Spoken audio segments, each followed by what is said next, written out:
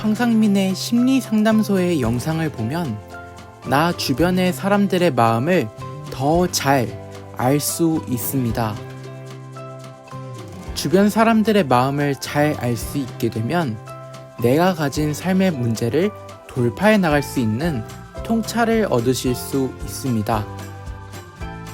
황심소와 함께 나와 주변 사람들의 마음을 알아가고 내 삶을 원하는 대로 그려나가는 여정을 떠나볼까요? 삶의 아픔과 어려움을 해결하는 방법을 찾을 수 있는 방송, 황상민의 심리상담소. 각자 도생 시대의 마음 해방, 통증 해방, 황심소. 무엇이 문제인지 모른다면 어떤 답도 정답이 될 수 없습니다. 진짜 문제를 찾는 방송, 황상민의 심리상담소. 진짜 문제를 찾는 방송, 황상민의 심리상담소입니다. 오늘은 스스로 자신의 목숨을 버리거나 아니면 정신병자가 되고 마는 사람들의 이야기를 하려고 합니다. 여러분들은 나는 이 멘탈이 건강하고 잘 살 수 있기 때문에 그런 사람 이야기 듣는 거 별로 원치 않아요. 박사님, 다른 더 재밌는 이야기 해주시면 안 될까요? 이렇게 생각하시는 분, 지금은 여러분이 건강한 상태처럼 잘 지낼 수 있지만 언제 한 큐에 훅 갈지 모르는 게 특히 각자 도생의 시대에 살고 있는 우리가 겪어야 하는 문제입니다. 서울 초등학교 교사의 죽음 이후에 많은 교사들이 학부모들로부터 겪는 민원이 너무 힘들다, 부담스럽다는 호소를 많이 합니다. 민원이라는 것은 보통 정치인이나 공무원들이 받는데 교사가 민원을 받는다면 교사는 공무원이 됐단 말인가? 이런 생각을 하면서 다시 한번 저한테 물어보게 됐습니다. 교사는 어떤 역할을 하는 사람일까? 어떤 역할을 하는 직업이기에 민원 때문에 너무 힘들어요. 그러면서 이 폭염에 수만 명의 교사들이 모여가지고 이미 스스로 목숨을 끊은 분에 대해서 추모의 마음도 표현하고 또 살아남은 우리도 이게 그냥 살고 있는 게 아니다. 언제 죽을지 모르는 이 위기 상태에서 좀 우리도 마음 편하게 살 수 있게 해주세요. 라고 호소를 하는 그런 상황인데 대체 이분들의 마음은 무엇이고 어떻게 하면 이분들이 또 내가 맡은 역할을 잘하면서 살 수 있을까? 이 문제를 한번 이야기를 나눠보도록 하겠습니다. 내가 혹시 학부모가 됐을 때 나도 교사를 괴롭히고 우리 아이는 왕의 DNA를 가지는 그런 이 학부모의 마음으로 내가 우리 아이를 보내는 건 아닌가, 이런 걸 한번 생각해 보는 것도 필요할 것 같아서 오늘 두 분 모셨습니다. 초등학교 교사로 일하시는 조성현 교사. 이분은 이 세상에 없는 상을 받은, 조성의 날에 이 세상에 없는 최고의 상을 받은 이 교사로서 일을 하시고 또 이 악성 민원에 시달리는, 그것도 환자가 아닌 보호자로부터의 악성 민원에 시달리다가 20년 동안 해왔던 전공의 일을 과감히 버리고 이 의사 역할을 새롭게 규정하는 그런 아픔 해방 원장님이신 김미정 소아청소년 전문의를 모시고 이 각자 도생 시대에 나의 마음이 어떻게 해방이 될 수 있고 또 내가 느끼는 아프면서 어떻게 해방할 수 있는가, 내가 내 목숨을 버리지 않고 또 정신병자가 되지 않으면서 살 수 있는 그 비법을 한번 찾아보도록 하겠습니다. 자, 두 분 나와주세요. 네, 안녕하세요. 네, 조승현 안녕하세요. 네, 김미정 선생님. 자, 일전에 김 원장님은 악성 허위 민원에 시달려서 고초를 겪으신 것에 대해서는 들어봤는데 조성현 선생도 민원에 시달린 적이 있다라는 이야기를 전해오셨는데 그것도 그래서 학교에 나오지 않은 전학생 이 대체 무슨 일이 있는가? 그러니까 전학 오기 전 학교에서 생활하는데 힘들어가지고 정신과 약도 먹고 심지어는 같이 지내는 어머니를 두들겨 패는 이런 일까지 벌이는 그런 상당히 교사의 입장에서는 특히 담임 교사 입장에서는 걱정이 많이 돼가지고 그 아이를 직접 찾아봤는데 그것도 아동학대 민원을 받으셨던 건가요? 조 선생님 어떤 일이 벌어졌던 거죠? 그 이전 황심소에서 제 사례를 공유한 적이 있었는데 작년 8월에 전학을 왔는데 저희 반에 아이가 출석을 안 하는 거예요. 그래서 이전에 전 학교에도 물어보고 했더니 그 전 학교에서도 장기간 출석하지 않았었다라는 이야기를 듣고 그 아이 집으로 찾아갔죠. 그런데 제가 올 것 같으면 이제 피하거나 못 피한 경우에는 자기 방문을 걸어 잠그고 안 나오는 그런 상황이었어요. 조금 이제 강하게 들어가자 이 아이가 발작적으로 물건 집어 던지고 소리 지르고 욕하고 더 이제 나아가서 할머니 머리채를 잡고 이제 인질극처럼 당신 나가지 않으면 뭐 할머니 뭐 어떻게 하겠다 뭐 이런 식의 반응을 보였던 거죠. 근데 그 사건 이후에 이제 할머니도 엄마도 저한테 이야기하지 않았으나 그 이모님께서 저한테 전화를 해서 신경을 꺼라. 당신이 여기 오기 전까지 우리 행복하게 잘 살았다. 당신이 여기 와서 우리 집에 분란이 생겼다. 네, 이렇게 민원을 받았죠. 그래서 그때 내용이 그래서 네. 네, 선생님은 아이 모르지 않냐? 나는 아이 어릴 때부터 봐왔다. 지금 선생님의 교육 활동은 교육적이지 않다. 그리고 이거 아니면은 내가 계속 이렇게 될 경우에는 이제 교육청까지 이야기할 수 있다. 네, 이렇게. 그래서 결론은 신경 쓰지 마라. 이렇게 된 요구사항이 됐죠. 이분이 이전에도 이제 그러니까 자기 언니와 이 아이의 할머니, 자기 엄마를 지난 학교에서 아동학대로 신고한 적이 있었어요. 본인의 언니, 그러니까 아이의 엄마와 본인의 엄마, 아이의 할머니를 이제 아동학대 신고를 했는데 집에서 엄마와 할머니가 이 아이를 학대를 하고 있다라는 걸로 신고를 했었던 거죠. 그래서 그 민원자를 받을 때도 저도 그거를 알고 있어서 잘못하다가 이거 되게 심각해질 수 있는 문제가 되겠다라는 약간 걱정 아닌 걱정? 이런 부분도 같이 있었던 거였거든요. 그러면 이 아이는 저희 반에 왔고 저는 이 아이의 담임교사고 WPA 상담가이기도 하면서 이 아이를 관심을 끈다? 이게 어떻게 가능하지? 이런 이제 갈등이 있는 상황이었어요. 이 아이의 관심을 끈다. 그게 무슨 말이에요? 그러니까 이모님의 요구사항은 제가 이 아이에게 계속 뭔가 하려고 하는 순간 집에 뭔 일이 생기니 그건 교육적이지 않은 활동이고 이걸 신고를 하겠다 인 거고 그 말을 듣자니 저는 아무것도 아닌 존재 이 아이에게 아무것도 할 수 없는 존재 이런 역할을 해야 되는 희한한 상황이 벌어지잖아요. 그렇군요. 참 난감하네요. 자, 김 원장님, 이런 경우에 교사는 어떻게 해야 될 것 같습니까? 그러니까 민원인이 친보호자도 아닌 이모라는 거죠. 그렇죠. 그리고 이 이모라는 사람은 자기 친언니, 자기 친어머니조차 고발을 할 수 있는 악성 민원인의 행태를 이미 보였다라는 거고. 그렇죠. 조 선생. 네. 그래서 어떻게 하셨어요?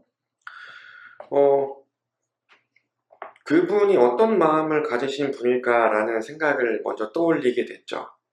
그래서 무슨 마음으로 저한테 이 민원 전화를 하는 걸까라고 했을 때 겉으로 보기에는 표면적으로는 제가 신경을 껐으면 좋겠다라고 얘기했는데 그걸 왜 껐으면 좋겠다라고 얘기했을까라고 하는 이야기를 궁금해하기 시작했어요. 그랬더니 할머니가 힘들다, 아이가 힘들다라는 이야기를 하는 거예요.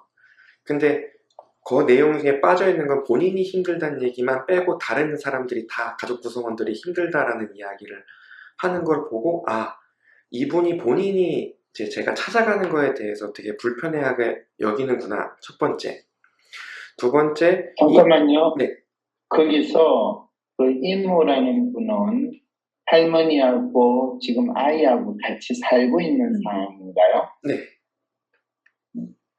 그러면 그 아이의 엄마는 그 집에서 살고 있는 건가요? 아니면 아이의 엄마 아빠는 어떻게 되는 거죠?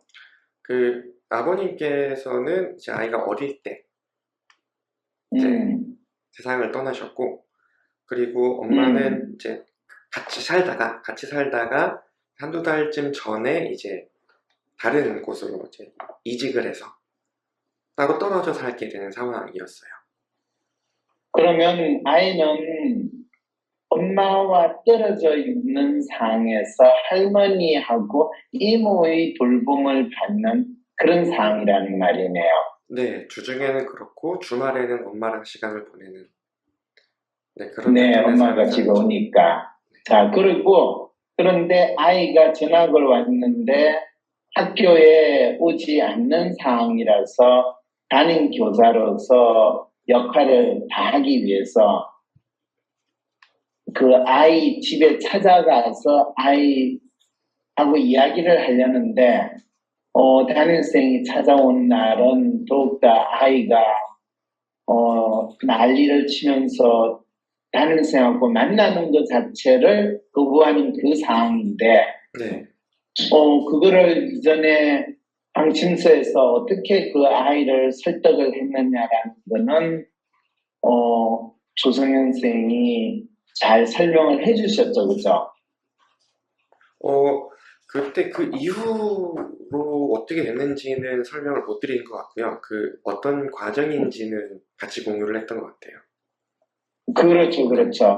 그러니까 지금 조성현 선생이 이야기를 꺼낸 민원 이야기는 그 이후에 아이랑 이야기를 잘 하기 전에 네. 또 아이랑 이야기가 되기 전에 이모라는 분이 아니 담임선생이 집에 와가지고 애하고 만나서 상담을 하거나 이야기를 하는 것 자체가 아동학대다 라고 하는 이런 터무니없는 민원을 접하게 되고 교육청에 알려가지고 너 직위해제 당하도록 하겠다 이런 협박에 가까운 이야기를 들었다라는 게 지금 조 선생이 이야기를 하는 핵심이죠. 네, 명시적으로 직위해제라는 말까지는 안 했으나 뭐 신고하겠다, 뭐 알리겠다. 교육청에 신고하겠다면 뭐 그게 아동학대를 신고하겠다면 직위해제 시키는 이야기하고 똑같은 거죠 뭐. 네. 그리고 실제로 아동학대로 신고하면 되게 직위해제가 되게 빨리 되던데 그거는 혹시 아세요? 근데 최근에 있던 사건들도 신고를 당하자마자 직위해제 당하고 법원에서는 무죄 판결 받고 이런 일들이 있더라고요. 그러게요. 근데 법원에서 판결이 나오기 전까지 직위해제 당한 사람은 얼마나 그냥 본인이 교사를 더 이상 하지 못한다라는 그런 두려움에 떨게 되는 거잖아요. 네, 맞습니다. 그러면 교사 입장에서 봤을 때 아니 학부모가 이 교육청이든 학교에 교사가 아동학대를 했다고 민원을 지시하거나 신고를 한다라는 거를 어떻게 이 나라에서는 제도로 만들었을까? 그거 진짜 신기한 거 아니에요? 네, 맞습니다. 그 아동학대법도 원래 가정에서 이제 폭력을 당하는 아이를 보호하기 위해 만든 법이라고 알고 있는데 막상 적용되는 네. 거는 학교 선생님들의 교육 활동을 아이들이 괴로워했다는 이유만으로 그냥 학대 이렇게 해서 선생님들을 잡는 도구가 되는 이런 현실이 돼버린 거죠. 그럼 전국에 있는 교사들 또는 교원단체에서는 이 말도 안 되는 법이 만들어져가지고 실제로 가정에서 자기 자식을 학대하는 부모들을 이 벌해주기 위해서 만들어진 이 아동학대법이 정작 학교에서 교사가 교육적인 활동에서 교육의 역할을 수행하는 데서 그 역할을 못하게 방해하는 이 법에 대해서 헌법 소원도 내든지 뭔가 얼마든지 교원단체에서 변호사들 고용해가지고 문제 제기를 해야 되는데 왜 문제 제기를 안 했을까요? 그러게요. 혹시 이 이야기 들어본 적 있으세요? 저도 안타깝게도 최근에 일련의 일들이 벌어지기 전에는 그 생각을 못하고 살았던 것 같아요. 이 최근에 1년이 일 벌어지기 전까지 교사들이 자신들의 존재나 자신들의 역할에 대해서 스스로 살펴보지 않았다는 이야기가 되네요. 네, 맞습니다. 그러면 지금 교사가 자살해서 죽거나 또 교권을 보호해달라 뭐 이렇게 외치는 이 문제는 지금까지 자신들의 존재가 무엇이며 자신들이 어떤 역할을 해야 하는지 어떤 삶을 살아야 하는지 알지 못하는 그 교사 생활을 하시던 분들이 갑자기 나도 까딱 잘못하면 지도새도 모르게 죽게 되는 일이 벌어지고 있으니까 살려주세요 주인님 또는 누가 보호해주세요 국가 이렇게 지금 거의 노예들의 절규와 같은 지금 이런 상황이 벌어지고 있다는 이야기네요. 네, 슬프지만 비슷한 구도가 되고 있는 것 같아요. 아니 지금 슬프지만 비슷한 구도라니 지금 조성현 선생이 지금 그 집단의 일원인데 본인이 상당히 도 닦으셨나 봐요. 자기가 챈 집단이 지금 마치 노비들이 모여가지고 우리의 주인님 저희들의 목숨을 보장해 주세요. 우리의 권리를 찾아주세요. 하는 지금 이 폭염에 길거리에 나와가지고 지금 애걸복걸하는 이 상황인데 참 안타깝네요. 이럴 수는 없잖아요. 네, 그래서 사실 저도 고민을 크게 못 해봤던 게 저는 그 대상이 아닐 거라고 굳게 믿으면서 교직 생활을 해왔고 앞으로도 안 나는 그렇게 아닐 것이다. 그렇죠. 네, 그리고 가려져 있지만 정말 아이들과 잘 지내고 심지어 학부모님들한테도 아이들한테 이렇게 하면 아이들 힘들어합니다라고 뭐 강력하게 표현도 하실 수 있는 분들도 꽤 계세요. 그런 분들은 이제 지금 드러나지 않고 이전에도 민원에 시달렸고 지금도 시달리고 앞으로 시달릴 것 같은 분들이 되게 괴로워하는 마음으로 이렇게 나오신 거라고 생각하거든요. 그렇죠, 그렇죠. 자, 이런 측면에서 김 원장님, 본인은 사실 이 악성 소위 민원에 시달리는 환자가 아니라 보호자의 그 등살에 괴로움에 과감히 소아청소년과 의원이 아니라 아픔 해방 의원이다라고 이름도 바꾸고 이 행위를 한 거에 대해서 그 동네에 사시는 환자 보호자나 환자들이 아니 이 시건방진 의사들 지가 얼마나 잘났으면 지가 감히 보호자를 이렇게 무시할 수 있냐 하면서 환자가 탁 떨어졌다든지 그래가지고 지금 본인이 의사 생활을 하는데 상당히 어려움이 있다든지 이런 일은 발생하지 않으셨나요? 놀랍게도 발생하지 않았어요. 그러니까 사실 그 선생님들도요, 직접 겪기 전에는 이게 내 문제다라고 생각하는 게 사실 피부에 와닿지 않으셨을 거예요. 그래서 가능한 내가 선의를 다해서 하게 되면 그건 남의 일이고 내가 겪을 일은 아니라고 생각하셨을지 몰라요. 그런데 이제 그런 일이 닥쳤을 때 내가 당한 것에 집중하게 되면서 저도 정말로 좀비 될 뻔했어요. 피해망상에 아. 약간, 그래서 비슷한 말투와 태도를 보이시면 제가 막 약간 얼어붙는 게 있었고, 그러면서 제가 충분히 의사로서 이 질병을 치료할 뿐만이 아니라 예방하고, 그리고 앞으로 더 건강해지게 알려드릴 수 있는 것들에 대해서 말하기가 주저주저 이렇게 됐었어요. 근데 네. 예, 그래서 선생님들이 지금 선생님들이 이 땡볕에 지금 나와서 정말 고생하고 계시고, 정말 한예설이 절규를 하고 계시거든요. 근데 네. 그게, 그동안 생각을 못했다 하더라도, 저도 그 전에 생각, 깊이 했냐면 잘 못 그랬어요. 그런데, 민원, 환자도 아닌 보호자가, 이 약 넣어라 빼라, 이거 해라 말아라, 당장 나을 뭔가를 해라, 자기가 믿는 것들을 저한테 강요하시고 주장하셨을 때, 이번 일을 계기로 더더욱 내 일에 대해서 생각해 볼 수 있는 기회가 됐었어요. 저는 이제 개인적으로는 의사로서 그녀가 정신과 약물을 먹었는지에 대해서 교원단체에서 조사 좀 해주셨으면 좋겠어요. 단순히 자살까, 이렇게, 그녀가, 학교에서 자살을 선택했을 때 저는 정신과 약물 개입 가능성이 충분히 있다고 생각하고요. 어제도 23세 여자 선생님이 부임하고 한 달 만에 사직서를 내요. 그리고 이제 네.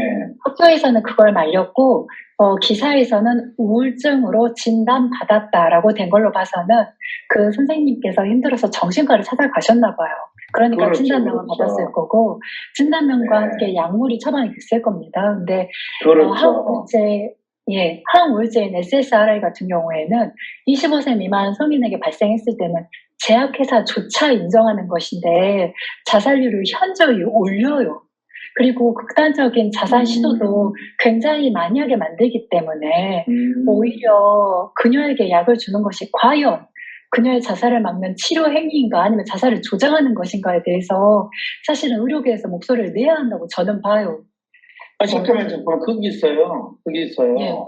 예. SSRI를 처방하신 의사 선생님은 자살을 조장한 게 아니라 네. 그게 우울증을 치료. 항우울제로 사용되니까 우울증, 아니 환자가 와가지고 자기 우울하고 힘들다고 하니까 그 환자의 우울증을 치료하려고 그 처방을 한 거지. 그런데 그 약을 먹고 누가 자살할 줄 알았어요? 그거는 의사 책임이 아니죠. 왜 같은 의사로서 그 우울증 약을 처방하신 분을 마치 자살을 조장한 것처럼 이야기를 하세요? 약품 설명지, 약품 라벨지, 그 약을 팔아서 이윤을 얻는 제약회사조차 약품 설명지에 제일 첫 번째 항우울제 부작용 첫 번째 강조하고 있어요. 자살 위험률을 25세 미만의 소아청소년이나 성인에게 투약했을 경우에 자살률을 현저하게 올리고 자살 시도를 올린다고. 우리가 그 마음의 비타민이라고 불리는 항우울제 프로작조차도 많은 자살을 유도했기 때문에 그게 BBC나 CNN 이런 뉴스로도 얼마든지 확인 가능하시거든요. 근데 네, 지금 잠깐만. 우울증 약을 먹음으로써 자살 충동이 더 높아졌다라고 하더라도 이 설명서에도 그렇게 있다 하더라도 그 사람이 자살해서 죽으면 그 사람이 진짜 학교에 있는 교사는 민원에 시달리다가 죽고 공무원도 그것만 이야기하죠. 시달려서 자살을 하고 이렇게 그렇게만 이야기해요. 네. 그 사람이 본인의 이 마음의 아픔 또 힘든 거를 줄이기 위해서 또는 치료받기 위해서 받은 약에 의해서 이 우울을 치료받기는 한데 자살을 해서 죽으니까 그거는 우울증 치료약에 의해서 일어나는 행동은 아니라고 이야기하는 게 그 과학을 주장하는 의사 선생님들의 주장이잖아요. 암을 치료할 때도 항암제 자체로 치료제라는 항암제 자체로 5년 이내에 20%에서 암을 유발할 수 있거든요. 5년 이후에는 더 올라가요. 그런데 이제 거기에 대해서는 그렇다고 치료 안 하고 그냥 죽어? 이렇게 말하죠. 바로 그거예요. 예, 그러니까 제가 민원을 겪었는데 그 민원으로 그동안 생각 안 해봤다 하더라도 다시 생각할 기회가 됐어요. 나는 어떤 의사로 살고 싶은가에 대해서. 그런데 저는 그런 민원을 겪었을 때 더 분명하게 내 일을 더 잘하고 싶었거든요.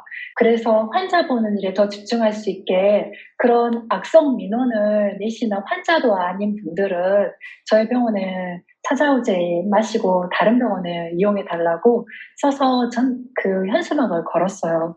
그리고 아, 여기는 아픈 사람을 치료하는 곳이지 백화점 서비스나 마트의 서비스를 제공하는 곳이 아니다. 환자 진료에 더더욱 최선을 다할 건데 거기에 최선을 다할 수 있게 그런 서비스를 받고 싶어 하시는 분들은 치료를 받아야 하는 환자분들을 위해서 다른 곳 이용해 달라. 친절한 병원 많다. 이렇게 현수막 써서 붙여놨거든요.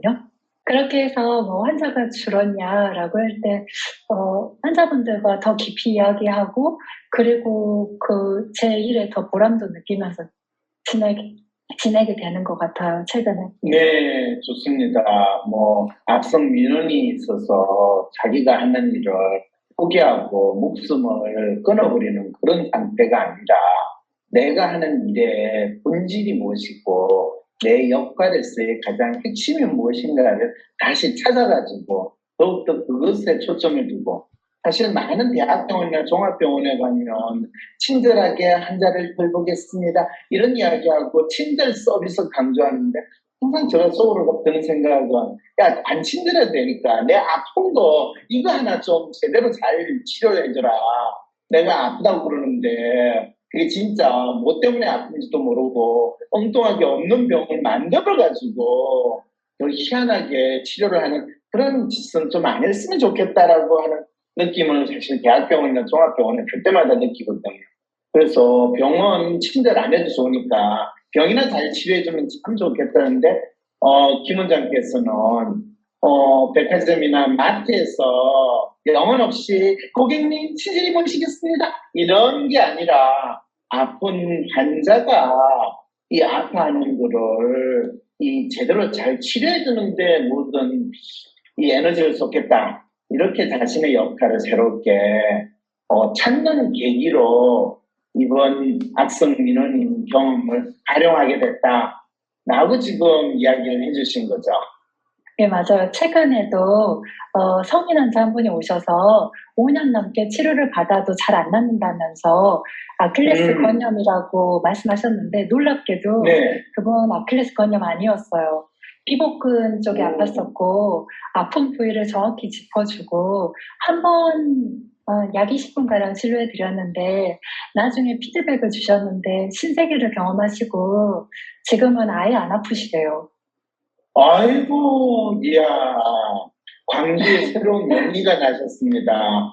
자, 그러면 그 이야기를 다시 학교에서 지금 민원인에 따라서 제가 교사 생활을 못하게 됐어요. 또는 제가 죽고 싶어요. 호소하는 이 교사의 경우에 이 광주 김 원장님의 사례를 적용을 해본다면 조성은 쌤, 네. 학교에 초등학교 선생님이나 중학교 쌤, 뭐 고등학교 쌤 가릴 거 없이 모든 교사 역할을 하시는 분들은 자신이 학교에서 교사 역할을 할 때 이 민원인이라는 학부모 또 학부모들의 민원 어떤 마음으로 대해야 되고 또 거기에서 어떻게 하는 것이 절대적으로 필요할 거라고 생각이 드세요?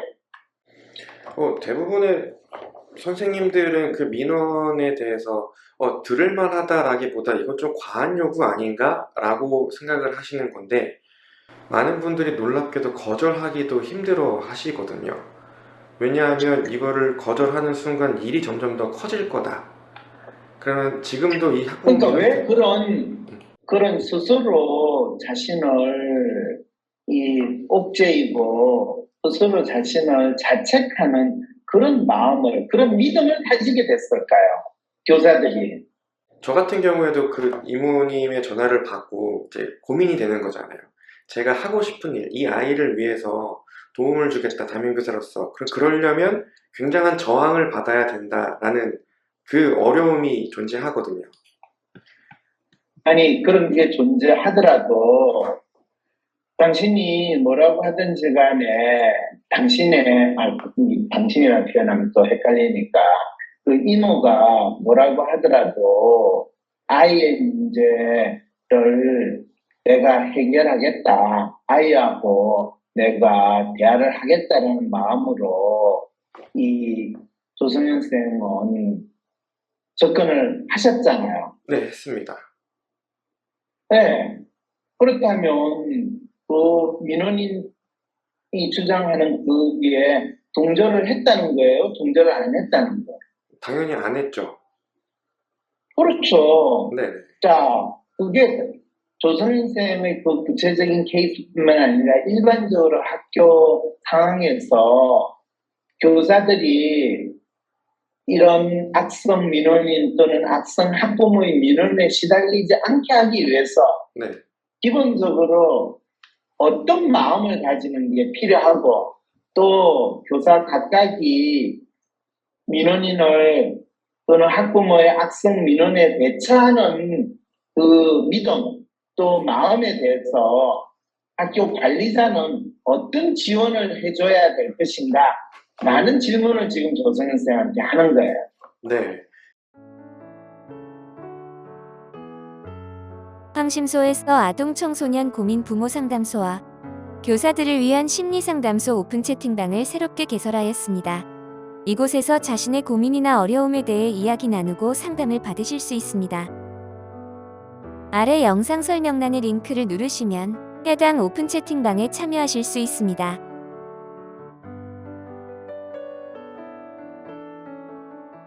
제 예를 들어본다면 저는 그 민원을 받아도 그 아이가 계속 학교 안 나오는 상황이 되게 끔찍했거든요.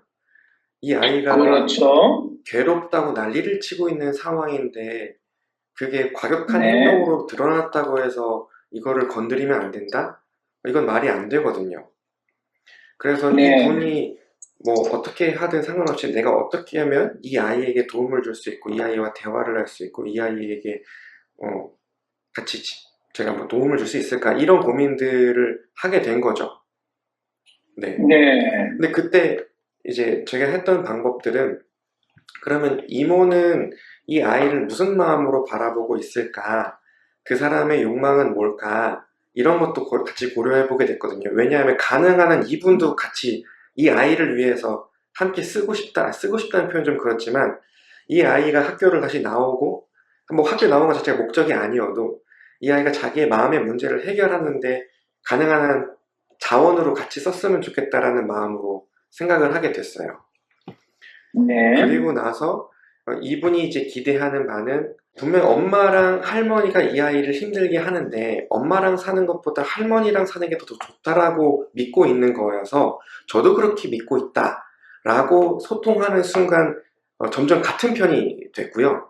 그 민원 전화 초반 20분에는 저를 이제 아동학대로 신고하겠다 이런 기세였다면 마지막에는 선생님 잘 부탁드려요라고 끝났거든요.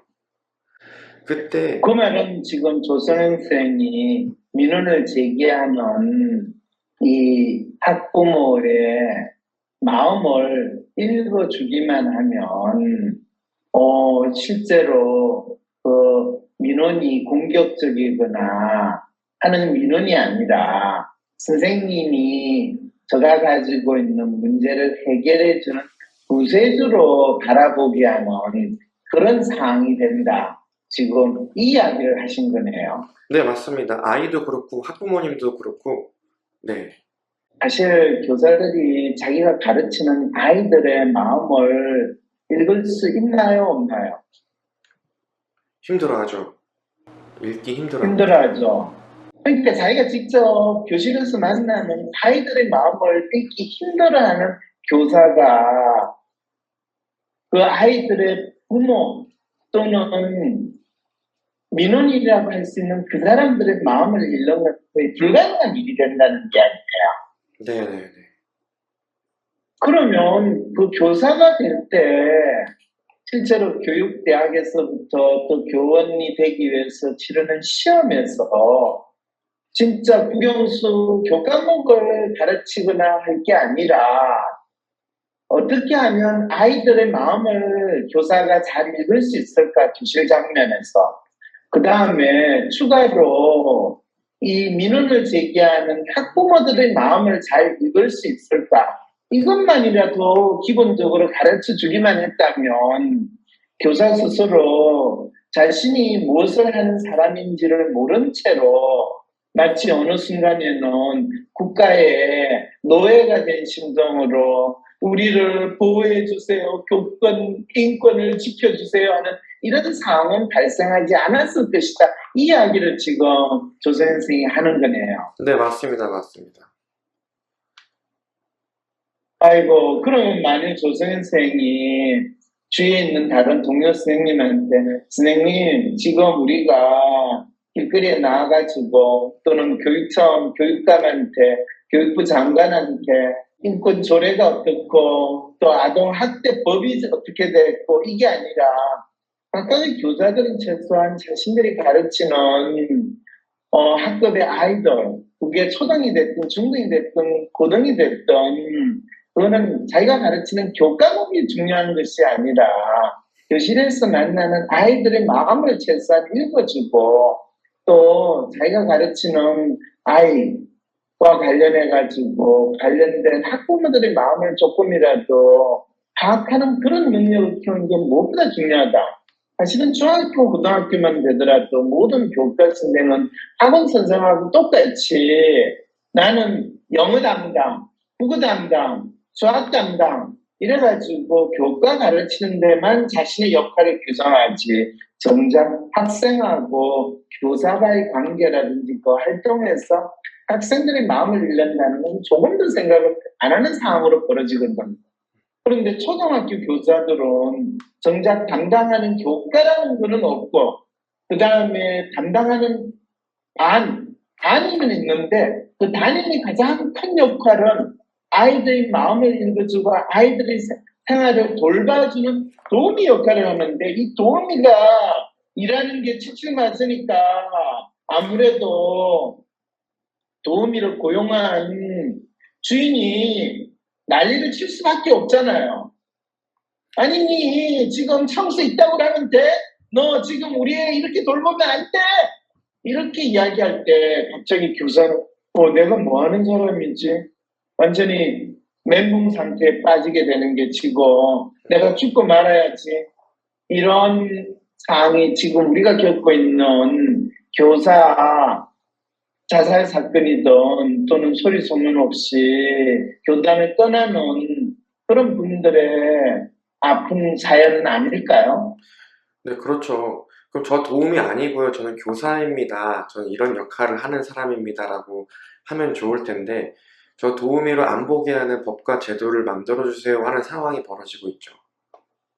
그렇죠. 그러면 도우미를 안 보게 하는 법과 제도는 교사 도우미 아닌 법을 만들든지 교사 도우미 부정법을 만들든지 그거는 뭐 국회에서 할 일이고 만일 조성현 선생이 지금 이 상황에서 초등학교 교사 특히 담임을 맡은 초등학교 교사의 역할을 한마디로 규정한다면 어떤 역할을 수행을 현실은 하고 있는데 이상적으로 해야 될 거라고 이야기하고 싶으세요.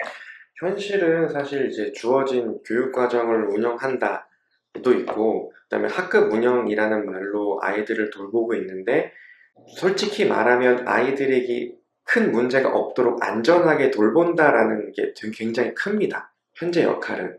큰 문제가 없도록 안전하게 돌본다라는 게 사고 일어나지 않도록 잘 방지한다 이 이야기잖아요. 네, 다투지 않게 하고 그다음에 다치지 않게 그렇죠. 하고 네. 다치지 않게 하고 그걸 마치 군대에서 요즘 소대장들이 하는 이야기가 소대원들 잘 돌본다. 그래서 한참 이야기했더니 이 보이스카우트 야영하는 건가 싶은데 보이스카우트 야영은 우리나라는 대통령도 나서가지고 관심사항인데 군대 지금 소대장은 항상 우리 소대원이 오늘은 사고 튀지 않나, 어디서 폭력 행사가 일어나지 않나, 이런 거 돌보는데 신경을 쓰는데 거의 초등학교 담임 교사도 거의 그런 마음으로 지금 돌본다는 이야기인가요? 네, 그런 비슷한 상황이고요. 그래서 아까 박사님께서 말씀 주신 이상적인 교사상 이렇게 했으면 좋겠다라고 하는 게 가능한 일인데 아이들 마음을 읽어주는 거거든요. 왜냐하면 특히 초등학교 상황에서는 그 어떤 누구보다 아이들은 학교에서 많은 시간을 보내요. 부모님보다 더 많은 시간을 보낼 거예요. 그럼 그 아이가 친구들이랑 놀고 수업 시간에 어떻게 지냈는지를 그냥 앉은 자리에서도 마음만 있으면 관찰할 수 있거든요. 거기서 아이들이 다투면 다투는 대로 너는 친구랑 어떻게 지내고 싶었니? 근데 저 친구의 반응은 너한테 어떻게 들렸니? 그러면 다른 친구는 어떻게 됐니? 라고 서로 이야기하는 가운데 내 마음이 그랬구나 라고 이해를 하면 그 아이들은 동일한 문제로 싸우는 경우가 별로 없거든요. 훌륭하신 말씀이네요. 그리고 비슷한 일이 벌어진다 하더라도 그 정도의 강도로 벌어지지 않아요. 되게 작은 에피소드처럼 지나가죠. 이런 것들을 선생님들께서 알고 하실 수 있으면 좋겠다라는 마음으로 저 학교에서 같이 선생님들 공부 모임도 같이 하고 있거든요. 그렇군요. 네네. 그렇군요. 결국에는 이 교사의 역할, 특히 초등학교의 교사의 역할은 요즘에는 사실 교과, 국어, 영어, 수학, 산수 같은 거 가르치는 건 다 부모님들이 알아서 학원에 보내는 상황이니까 진짜 중요한 역할은 교사가 학생의 마음을 읽어주는 역할이 돼야 되는데 지금 안타깝게도 길거리에 나오신 많은 선생님들은 학생 마음 읽어주기 전에 지 마음 읽기도 힘든 상황이니까 지금 조성현 선생이 이상적인 대안으로 이야기하는 마음 읽기, 이거는 진짜 따로 공부 모임을 해가지고 열심히 배우지 않으면 힘들겠네요. 그래도 그런 일을 하신다니 참 훌륭하세요. 많은 분들, 주위에 있는 많은 이 동료 교사분들에게 꼭 그 비법을 전수를 해주시기 바랍니다. 네. 그러면 지금 김미정 원장님, 네. 본인도 그러면 이제는 나는 보호자의 마음을 읽기보다는 환자의 아픈 거를 나는 잘 치료하는 거로 나의 역할을 설정을 한다라고 하는데 거기에는 환자의 마음을 읽어준다라는 것도 그럼 있으십니까? 지금 길에 나온 선생님들이 자신의 마음도 잘 읽지 못해서 지금 그 땡볕에 정말 고생을 하고 계시는 상황인데, 사실은 그 몸의 질병으로 나타나는 게 정말 상당 부분 아픈 마음이 몸으로 표현이 될 때 질병으로 표현되는 걸 많이 보거든요. 그런데 그래서 환자의 마음을 읽는 건 질병을 치료하는데 정말 중요하거든요.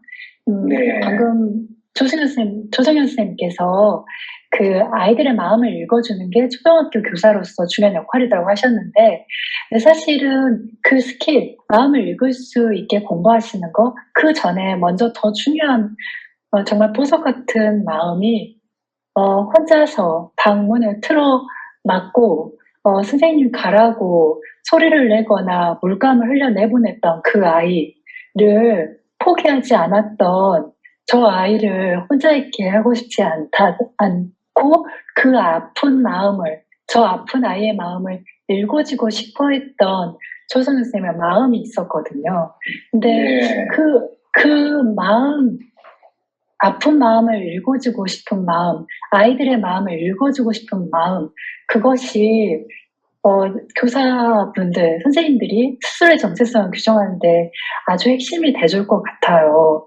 많은 선생님들이 교사가 공무원이다라는 그 프레임을 그냥 받아들이시는데, 노동자다, 공무원이다라고 하시는데, 선생님이라는 말은 가르치는 사람이란 뜻이잖아요. 그런데 깨달아 알게 하는 그 선생님들은 제가 선생님으로 기억하시는 저에게 소중한 몸이 있었던 분들은 말로 혹은 책으로 저를 가르치셨던 게 아니거든요. 그분들의 삶으로, 그분들의 행동으로 나도 저렇게 되고 싶다라고 꿈꾸게 하셨던 분들이란 말이에요. 그래서 네. 네, 지금 그 길에 나와 계신 선생님들께서 제가 사실 아이들 상담하면서 많이 경험하는 게 선생님의 권유로 정신과를 가봐라 라는 경우들을 많이 본단 말이에요. 아이들 나이가 이제 그렇죠. 7살, 그렇죠. 8살 너무 네. 어린 나이의 아이들이 선생님에게 마음이 이해받는 게 마음을 아니라 읽지 못하는 교사들에 의해서 네, 정신과로 정신병자로 가서 정신병자로 취급을 당하고 네. 있다. 이렇게 되는 예비 거죠. 정신병명을 부여받을 예비 정신과 환자로 그렇게 불려져서 그렇군요. 병원으로 내몰리고 있거든요. 네, 특히 선생님들이 그래 버리시면 부모님들은요 놀래가지고 정말로 거의 병원에 데려오시는 것 같아요. 그래서 그렇죠. 정말로 그렇죠. 네, 마음을 읽어주고자 하는 그 아이를 이해하고자 하는 그 귀한 마음 그것이 선생님들의 가장 핵심적인 네, 정체성과 연결이 있지 그러게요. 않을까라고 생각해요. 그러게요. 예, 자기 마음을 읽지 못해서 스스로 목숨도 버리고 자기 마음을 읽지 못하니까 학생들의 마음은 더욱더 읽지 못하고 그래서 어렵고 힘든 학생들을 빨리빨리 정신병원으로 보내서 정신병자로 만들고 마는 이 교사분들의 이 어려운 상황 우리가 잘 알 필요가 있을 것 같습니다. 그 민원 전화의 뒤에 반전 내용이 하나 있거든요. 어떤 내용이 있습니까? 그 민원 전화를 아이가 같이 듣고 있었어요. 이모랑 같이. 오. 네. 그래서 이모가 저랑 같은 마음을 갖게 되니까 막판에 선생님 아이가 전화 같이 지금 듣고 있어요 라는 말을 저한테 해줬었거든요. 오. 그때 이모가 아니 알았어 라는 말로 그 아이가 왜 그 얘기했어 라는 걸로 이렇게 했던 그런 장면들이 있거든요. 그 이후에 어떤 일도 있었냐면 제가 아이가 폭력적인 행동을 하니까 집에 가정용 CCTV를 달아주세요 라고 얘기를 했는데 제가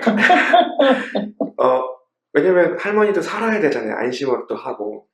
근데 어떤 일이 있었냐면 그러네요. 제가 할머니랑 상담을 하러 갔어요. 이제 아이는 이제 내려다 두고 할머니가 마음이 좀 이제 건강해지고 더 안정을 찾아야 이 아이한테도 자극을 덜 하고 이 아이를 돌볼 힘이 생길 테니까 그래서 상담가로서의 마음으로 할머니랑 대화를 하는데 옆에 있던 가정용 CCTV가 자꾸 저를 향해 이렇게 돌더라고요. 그래서 봤더니 그 아이가 CCTV로 그 앱을 자기 핸드폰에 깔아서 제가 말하는 내용, 그 다음에 저의 얼굴을 다 확인하고 있었던 거예요. 그 말은 그 아이의 마음을 모른다면 이 아이는 가정에 폭력적이고 등교를 거부하고 욕도 하고 물건을 던질 수 있는 아이가 된다고 그렇게 보일 수 있잖아요. 그렇죠. 근데 동시에 그 아이의 마음은 그 행동 이면에는 제발 좀 저를 살려주세요. 저 좀 꺼내주세요. 그런데 지금 제가 밖으로 나가기엔 너무 두렵고 공포스러워요. 저도 어떻게 될지 모르겠어요. 저도 제 마음을 모르겠어요 해서 제가 그 아이의 마음을 읽어준 내용들을 계속 듣고 있었던 거예요. 그 이야기를 듣고 나서 한 달쯤 지나서 그 아이가 저랑 마주보고 하루에 1시간씩만 저랑 이야기를 하자라고 해서 학교에 나오게 됐거든요. 물론 학교 수업 상황에는 들어오진 못했으나. 네. 그래서 그 1시간 동안 이야기를 하고 나서 그 아이가 집에서 만들어진 변화는, 집에서의 겪은 변화는 폭력적인 행동이 굉장히 많이 줄어들었다. 그리고 이 아이가 부드러워졌다라는 이야기를 할머니가 되게 많이 해주셨어요. 그래서 여기 마지막에 제가 선생님들이 아이의 마음을 읽을 수 있다면 이 아이는 막 흉기를 들고 난동을 부리는 또 엄청 폭력적인 아이로만 보이는 게 아니라 한편에 저 마음 힘들어 죽겠어요 제발 저 좀 도와주세요 하는 아이들로 볼 수도 있다라는 거를 꼭 이야기를 하고 싶었습니다.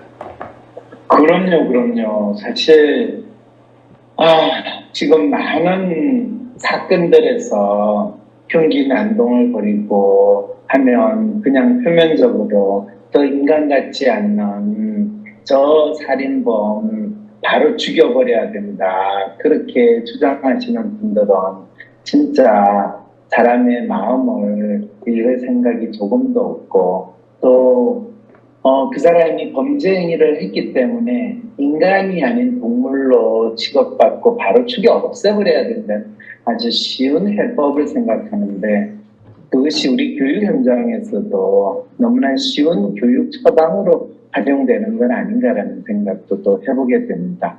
자, 그러면 조 선생, 네. 그냥 이야기가 나온 김에 다음에 한번 나오셔가지고 그 아이가 진짜 자기 마음을 읽어주는 거에 대해서 이제 선생님이 내 마음을 읽어준다라는 걸 CCTV로 통해서 알게 되고 그래서 선생님하고 직접 이야기를 한 다음에 그 아이가 어떤 변화가 일어났는지를 한번 지난번 이야기해 주신 그 상담 사례 부속편으로 한번 이야기를 해주셨으면 합니다. 그래 주시겠죠? 네, 알겠습니다, 박사님. 오늘 두 분 나와주셔서 이 시대에 스스로 자신의 목숨을 버려야 하거나 또는 정신병자가 되고 많은 사람들을 끊임없이 양성하게 되는 이 우리 교육 현장에 대해서 또 병원 현실에 대해서 좋은 말씀해 주신 두 분 감사합니다. 오늘 수고 많으셨습니다. 안녕히 계세요. 감사합니다. 상담센터를 개설해 전문 심리치료사로 일하고 있는 저는 WPI 초급 워크숍에서부터 심리치유사의 길을 시작했어요. 마음 약방이 시작된 것은 WPI 초급 워크숍에서부터 마음 읽기를 배우고 제 마음을 읽으면서부터였어요. 우와, 그럼 저도 전문 심리치유사가 돼서 심리상담과 심리치유, 코칭 활동을 할 수 있나요? 그럼요. 저도 제 마음을 읽고 저를 다양하게 표현하는 작가가 될 수 있나요? 아, 그럼요. 저는 그냥 제 자신과 다른 사람들의 마음이 뭔지 알고 싶은데. 그럼요. 할 수 있어요. 바로 WPI 초급 워크숍에서. 나와 주변 사람들의 성격과 마음을 읽고 다양한 삶의 어려움을 해소하는 비법을 알고 싶으시다면 지금 바로 WPI 초급 워크숍에서 마음 읽기 첫걸음을 시작해보세요. 우와, WPI 창시자이자 대한민국 대표 심리치료사 황상민 박사님께서 가르쳐 주신다고요? 네, 그렇습니다. WPI 초급 워크숍은 WPI 프로파일, 자기평가에 대해 구체적으로 배울 수 있습니다. 또한 멘토들의 지도로 자신의 프로파일을 해석받을 수 있고 황상민 박사님께서 직접 해주시는 간단한 1대1 원포인트 레슨까지 받을 수 있답니다. 지금 삶이 막막하고 힘들게 느껴지시나요? 낯선 사람들과 함께 공부하는 것이 힘들게 느껴지는 분들이더라도 개인 상담을 받듯이 WPI 초급 워크숍에 참여해보는 건 어떨까요? 온라인으로 참여한 다른 사람들과 함께 각기 다른 사람들의 마음을 부담 없이 편하게 읽는 시간을 가지며 자신의 마음의 아픔 그리고 삶의 어려움을 해결할 수 있는 방법을 얻으실 수 있습니다. 초급 워크숍 수료 이후 심리상담, 심리치유 전문가가 되는 임상수련을 받고 싶으신 분들은 WPI 전문가 과정에 지원해 자신의 꿈을 실현해 나갈 수 있습니다. 마음을 읽고 내 삶을 새롭게 만들어 나가는 첫걸음 WPI 초급 워크숍 지금 바로 신청하세요.